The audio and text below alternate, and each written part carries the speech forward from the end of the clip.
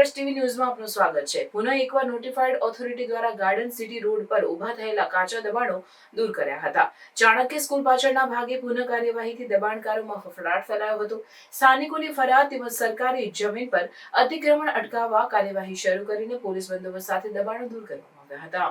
Ankleshwar જીઆઈડીસીની notified વિસ્તારમાં garden city road પર Chanakya school પાછળના ભાગે જીઆઈડીસી વિસ્તાર કોમર્શિયલ પ્લોટ આવેલ હતો, જે પ્લોટમાં શ્રમિકો તેમજ અન્ય દ્વારા કાચા પાકા બાંધકામ કરી વસવાટ કરેલા હતા। જે દબાણો દૂર કરવા માટે સૌપ્રથમ પ્લોટમાં વસવાટ કરતા તમામને નોટિસ પાઠવી હતી, જે બાદ પણ દબાણ દૂર ન કરવામાં આવતા અંતે નોટિફાઈડ એરિયા ઓથોરિટીના ચીફ ઓફિસર ચિંતન પટેલના માર્ગદર્શન હેઠળ આ દબાણ હટાવવાની કામગીરી હાથ ધરવામાં આવી હતી।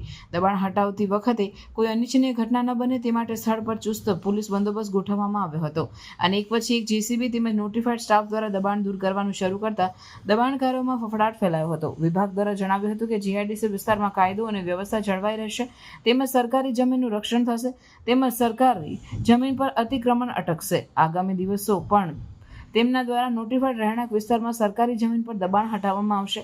અત્રે ઉલ્લેખનીય છે કે આ પૂર્વે ગત 12 ફેબ્રુઆરીના રોજ પણ આ જ વિસ્તારમાં ચાણક્ય સ્કૂલ સામે માલધારી સમાજના દબાણો દૂર કરવામાં આવ્યા હતા, જે બાદ પુનઃ આ માર્ગ પર કાર્યવાહી કરવામાં આવતા દબાણકારોમાં ફફડાટ સાથે તંત્ર સામે રોષ ફેલાયો હતો।